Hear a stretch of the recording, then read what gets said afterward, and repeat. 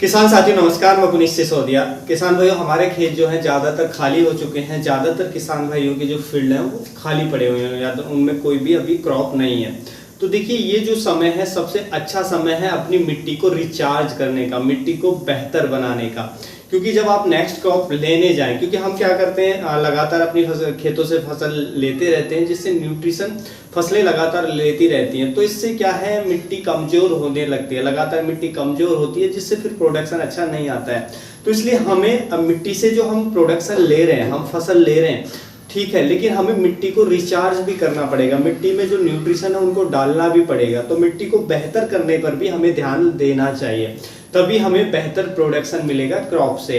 तो देखिए, मिट्टी के दो तरीके हैं जिससे मिट्टी को आप बेहतर कर सकते हैं। एक है सॉइल सोलराइजेशन। सॉइल सोलराइजेशन से क्या है कि मिट्टी में जो भी आपके हानिकारक कीट हैं, चाहे नेमाटोड्स की समस्या आपको ज़्यादा देखने को मिल रही है या आपके फसल के अंदर कोई रोग ज़्यादा आ रहे हैं, बराबर लगातार रोग आपको देखने को मिल रहे हैं, तो इन सभी से को ख़त्म करने का जो पैथोजन है वो ख़त्म करने का एक तरीका होता है सॉइल सोलराइजेशन। तो वो भी एक बहुत ही अच्छा तरीका है। यदि आपकी ज़मीन जो है वो अभी खाली पड़ी है और ज़्यादा टाइम नहीं है, 20 से 25 दिन आपके पास है, तो ये मई मंथ बहुत ही अच्छा है उसके लिए। तो आप अभी तुरंत कर दें, वरना बाद में रेन स्टार्ट हो जाएंगे तो उतना अच्छा समय नहीं है। क्योंकि देखिए, अभी क्या है, टेम्परेचर बहुत ज़्यादा है ही है, तो सॉइल सोलराइजेशन बहुत अच्छा रहता है। तो रोगों की समस्या बहुत ज़्यादा है आपकी मिट्टी के अंदर, या जो कीड़े हैं, कीट हैं, इंसेक्ट हैं, वो ज़्यादा आते हैं, तो आप सॉइल सोलराइजेशन करें। सॉइल सोलराइजेशन करने का तरीका ये होता है कि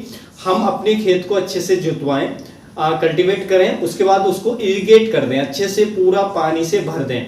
उसके बाद देखिए, जैसे पानी सूख जाए, पानी मतलब मिट्टी नहीं सूखनी, पानी को मतलब जो मिट्टी है वो पानी को पी ले, पानी को अपने अंदर एब्जॉर्ब कर ले, तो तुरंत ही आपको क्या करना है, उसके ऊपर, यानी कि मिट्टी गीली रहनी चाहिए, उसमें जितना मॉइस्चर है वो रहना चाहिए, लेकिन खेत में पानी भरा नहीं रहना चाहिए। तो उसके बाद क्या है कि जो पोलोथीन आती है, पतली सी पोलीसीट ले लें, पोलोथीन ले लें, उसको अपने फील्ड में हमें बिछाना होता है, अच्छे से कवर करना होता है, जिससे उसमें कोई भी एयर अंदर ना जाए। तो इसमें ऐसे क्या होगा कि देखिए, जब आप पूरा खेत को आप कवर कर देंगे, या जितना भी एरिया को आप सॉइल सोलराइजेशन जितने भी एरिया का आप करना चाहते हैं उस पर आप कर सकते हैं। तो पन्नी से आप कवर कर देंगे तो क्या है कि अभी जो टेम्परेचर है 40 डिग्री, 42 डिग्री, 43 डिग्री ऐसा टेम्परेचर जा रहा है, उससे भी थोड़ा घना ऊपर जाता है। तो ऐसे में क्या है कि जब डायरेक्ट सनलाइट पड़ेगी और टेम्परेचर इतना ज़्यादा जाएगा, तो अंदर, क्योंकि आप जो हमारी सॉइल है, मिट्टी है, उसको पॉलीथीन से कवर कर रहे हैं। जो वाइट पॉलीथीन आती है, बहुत ही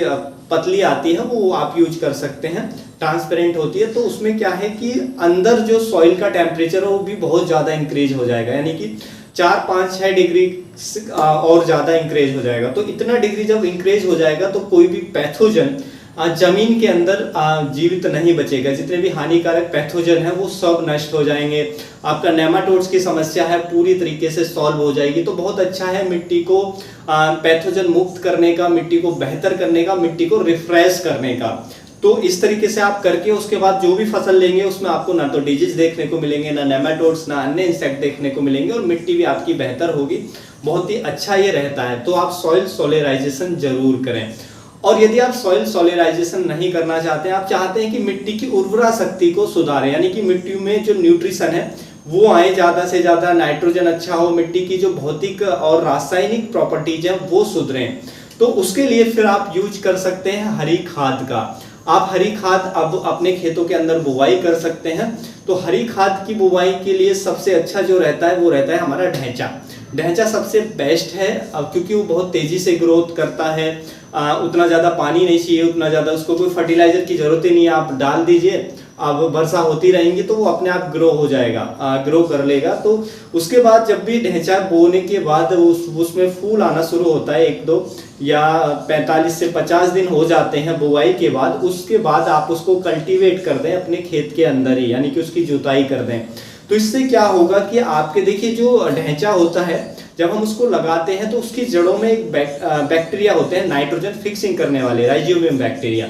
वो क्या काम करते हैं कि जब तक आपकी फसल खड़ी रहेगी 40 से 45 दिन तक, तो वो जो बैक्टीरिया है, जो वायुमंडल में जो नाइट्रोजन है उसको लेकर के भूमि में फिक्स करते रहेंगे, तो इससे नाइट्रोजन बढ़ेगी आपके खेत के अंदर ऑर्गेनिक तरीके से, तो जिससे आपकी नेक्स्ट फसल को नाइट्रोजन की पूर्ति होगी।